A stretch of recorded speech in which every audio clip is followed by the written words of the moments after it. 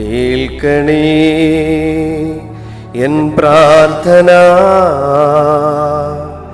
നൽകണേ എൻ യാചന. ദൈവനാമം വാഴ്ത്തപ്പെടുമാറാകട്ടെ. പിതാവിൻ്റെയും പുത്രൻ്റെയും പരിശുദ്ധാത്മാവിൻ്റെയും നാമത്തിൽ തന്നെ ആമേൻ. പ്രിയപ്പെട്ട സഹോദരങ്ങളെ, സഹോദരിമാരെ, സ്നേഹത്തിൻ്റെയും സന്തോഷത്തിൻ്റെയും സമൃദ്ധിയുടെയും ഓണക്കാലത്തിലൂടെ നാം കടന്നു പോകുമ്പോൾ ദൈവത്തിൻ്റെ അളവറ്റ സ്നേഹത്തിലും കരുണയിലും ആശ്രയിച്ച് ഈ പുതിയ പ്രഭാതത്തിലേക്ക് നമുക്ക് പ്രവേശിക്കാം. കർത്താവിൻ്റെ നാമത്തിൽ നിങ്ങളെല്ലാവർക്കും സ്നേഹപൂർവമായ നല്ല ഒരു പ്രഭാതം ആശംസിക്കുന്നു. തീരം ബൈബിൾ മെഡിറ്റേഷൻ്റെ അനുദിന പ്രഭാത തിരുവചന ധ്യാനത്തിലേക്ക് നിങ്ങളെ എല്ലാവരെയും ഹൃദയം നിറഞ്ഞ സ്നേഹത്തോടെ സ്വാഗതം ചെയ്യുകയും ചെയ്യുന്നു.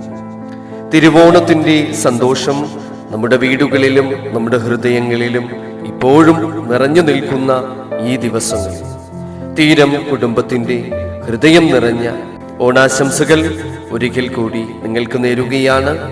ഈ ഓണക്കാലം നമ്മുടെ ജീവിതത്തിൽ സന്തോഷം മാത്രമല്ല, സ്നേഹിക്കുവാനും പങ്കുവയ്ക്കുവാനും ക്ഷമിക്കുവാനും ദൈവത്തോട് കൂടുതൽ അടുക്കുവാനും ഒരു പുതിയ അവസരമാകട്ടെ. ഇന്ന് ദൈവവചനം നമ്മോട് പറയുന്നത് വളരെ ആഴമുള്ള ഒരു കാര്യമാണ്. ദൈവത്തിന് സമർപ്പിക്കപ്പെട്ട ജീവിതം വിശുദ്ധമായിരിക്കണം. നമുക്ക് പ്രാർത്ഥിക്കാം. കാരുണ്യവാനായ ഞങ്ങളുടെ സ്വർഗസ്ഥ പിതാവാം ദൈവമേ, ഈ പുതിയ പ്രഭാതം ഞങ്ങൾക്ക് സമ്മാനിച്ചതിനായി തമ്പുരാനെ ഞങ്ങൾ നിന്നോട് നന്ദി പറയുന്നു. ഇന്നത്തെ തിരുവചനത്തിലൂടെ ഞങ്ങളുടെ ഹൃദയത്തോട് സംസാരിക്കണമേ. ഞങ്ങളുടെ ജീവിതത്തെ നിനക്ക് സമർപ്പിക്കുവാനുള്ള ഒരു കൃപ ഞങ്ങൾക്ക് പ്രദാനം ചെയ്യണമേ. ഞങ്ങളുടെ ചിന്തകളും വാക്കുകളും പ്രവൃത്തികളും നിനക്ക് പ്രസാദകരമായിരിക്കട്ടെ. ഈ ഓണക്കാലത്ത് ഞങ്ങളുടെ കുടുംബങ്ങളിൽ സ്നേഹവും സമാധാനവും സന്തോഷവും നിറയ്ക്കണമേ. ഞങ്ങളുടെ ജീവിതം മറ്റുള്ളവർക്ക് അനുഗ്രഹമാകുന്ന ഒരു ജീവിതമാക്കി മാറ്റണമേ. യേശുവിന്റെ നാമത്തിൽ പ്രാർത്ഥിക്കുന്നു, ആമേൻ. ഇന്നത്തെ നമ്മുടെ അനുദിന പ്രഭാത തിരുവചന വായനാധ്യാനം ലേവ്യ പുസ്തകം 6-ാം അധ്യായം 19 മുതൽ 23 വരെയുള്ള തിരുവചന ഭാഗമാണ്. നമുക്കിപ്പോൾ ആ തിരുവചന ഭാഗം ശ്രദ്ധയോടെ ഒന്ന് വായിച്ചു കേൾക്കാം. യഹോവ പിന്നെയും മോശയോട് അരുളി ചെയ്തതെന്തെന്നാൽ, അഹരോൻ അഭിഷേകം കഴിയുന്ന ദിവസം അവനും പുത്രന്മാരും യഹോവയ്ക്ക് കഴിക്കേണ്ടുന്ന വഴിപാടാണിത്. ഒരിടങ്ങഴി നേരിയ മാവിൽ പകുതി രാവിലെയും പകുതി വൈകുന്നേരവും നിരന്തര ഭോജനയാഗമായി അർപ്പിക്കണം. അത് എണ്ണ ചേർത്ത് ചട്ടിയിൽ ചുടണം. അത് കുതിർത്തു കൊണ്ടുവരണം. ചുട്ട കഷണങ്ങൾ ഭോജനയാഗമായി യഹോവയ്ക്ക് സൗരഭ്യവാസനയായി അർപ്പിക്കണം. അവന്റെ പുത്രന്മാരിൽ അവന് പകരം അഭിഷേകം പ്രാപിക്കുന്ന പുരോഹിതനും അത് അർപ്പിക്കണം. എന്നേക്കുമുള്ള ചട്ടമായി അത് മുഴുവനും യഹോവയ്ക്ക് ദഹിപ്പിക്കണം. പുരോഹിതന്റെ ഭോജനയാഗം മുഴുവനും ദഹിപ്പിക്കണം. അത് തിന്നരുത്. ആമേൻ, ഹല്ലേലൂയ. പ്രിയ ദൈവമക്കളെ, ലേവ്യ പുസ്തകം 6-ാം അധ്യായം 19 മുതൽ 23 വരെയുള്ള തിരുവചന ഭാഗങ്ങളിൽ പുരോഹിതന്റെ സമർപ്പണത്തെക്കുറിച്ചാണ് നാം വായിച്ചു കേട്ടത്. ദൈവത്തിന്റെ മുൻപിൽ ഒരു പ്രത്യേക സമർപ്പണം നടത്തേണ്ടുന്നതിനെ കുറിച്ചാണ് ഈ തിരുവചന ഭാഗം നമ്മോട് പറയുന്നത്. അവിടെ ഒരു കാര്യം വളരെ ശ്രദ്ധേയമാണ്. ദൈവത്തിന് സമർപ്പിക്കുന്ന യാഗം സാധാരണമായ ഒന്നായി കാണുന്നില്ല. അത് വിശുദ്ധമായ ഒന്നാണ്. ഇത് നമ്മെ ഒരു വലിയ ആത്മീയ സത്യത്തിലേക്ക് നയിക്കുന്നു. നമ്മുടെ ജീവിതവും ദൈവത്തിന് സമർപ്പിക്കപ്പെട്ടതാണെങ്കിൽ നമ്മുടെ ജീവിത രീതിയിലും ആ സമർപ്പണത്തിന്റെ അടയാളം കാണാം. ദൈവത്തിനു വേണ്ടി സംസാരിക്കുന്നുവെന്ന് പറയുകയും മറ്റുള്ളവരെ വേദനിപ്പിക്കുകയും ചെയ്യരുത്. ദൈവത്തെ സ്നേഹിക്കുന്നു എന്ന് പറയുകയും ഹൃദയത്തിൽ പക സൂക്ഷിക്കുകയും ചെയ്യരുത്. പ്രാർത്ഥിക്കുന്നു എന്ന് പറയുകയും ആവശ്യത്തിലിരിക്കുന്നവനെ അവഗണിക്കുകയും ചെയ്യരുത്. ദൈവത്തിന് സമർപ്പിച്ച ജീവിതം നമ്മുടെ പ്രവൃത്തികളിലൂടെ പ്രകടമാകണം. എന്റെ ജീവിതം ആരുടേത്? പ്രിയരെ, ഇന്നു രാവിലെ നമുക്ക് നമ്മോട് തന്നെ ഒരു ചോദ്യം ചോദിക്കാം. എന്റെ ജീവിതം യഥാർത്ഥത്തിൽ ആരുടേതാണ്? എന്റെ കഴിവുകൾ ആരുടേതാണ്? എന്റെ സമയം ആരുടേതാണ്? എൻ്റെ സമ്പത്ത് ആരുടേതാണ്?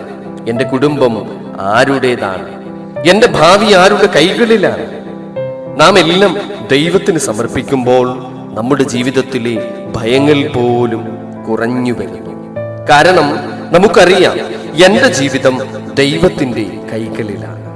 നമ്മുടെ ഭാവിയെക്കുറിച്ച് ആശങ്കപ്പെടുമ്പോൾ പറയാം, കർത്താവേ, എൻ്റെ ഭാവി ഞാൻ നിനക്ക് സമർപ്പിക്കുന്നു.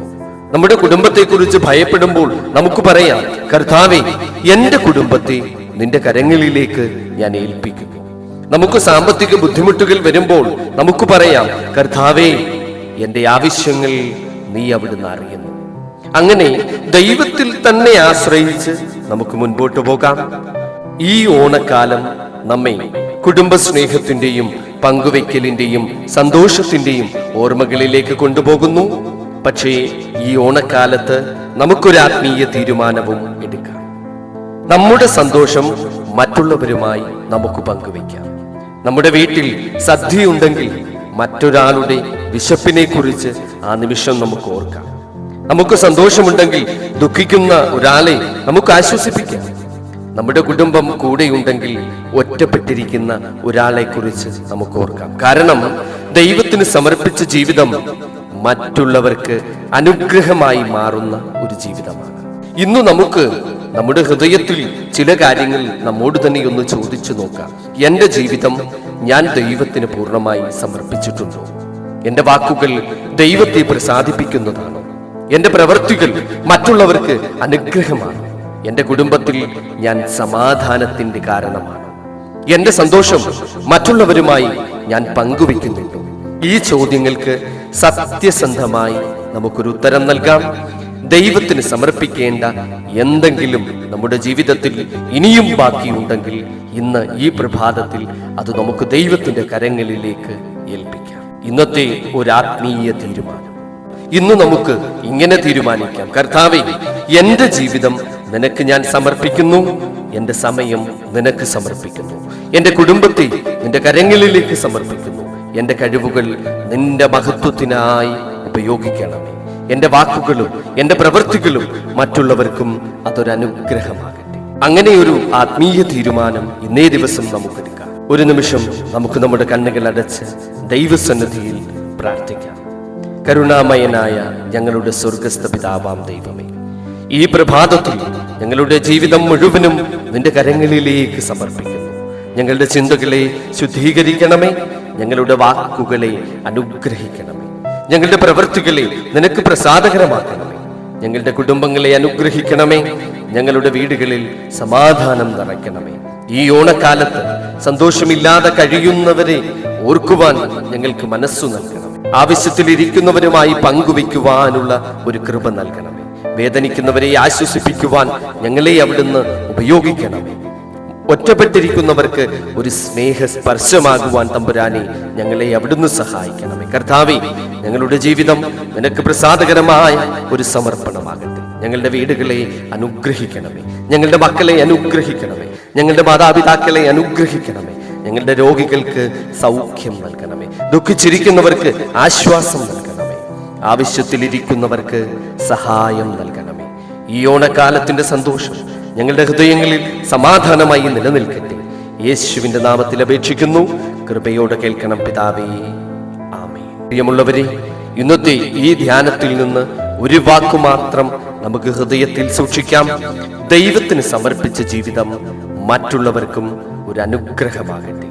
ഓണക്കാലത്തിന്റെ സന്തോഷം നമ്മുടെ വീടുകളിൽ മാത്രമല്ല, നമ്മുടെ ഹൃദയങ്ങളിൽ നിന്നും മറ്റുള്ളവരിലേക്ക് ഒഴുകട്ടെ. തീരം ബൈബിൾ മെഡിറ്റേഷന്റെ ഹൃദയം നിറഞ്ഞ ഓണാശംസകൾ. ഈ ഓണം നിങ്ങളുടെ കുടുംബത്തിൽ സ്നേഹവും സമാധാനവും സന്തോഷവും ആരോഗ്യവും സമൃദ്ധിയും നിറയ്ക്കട്ടെ.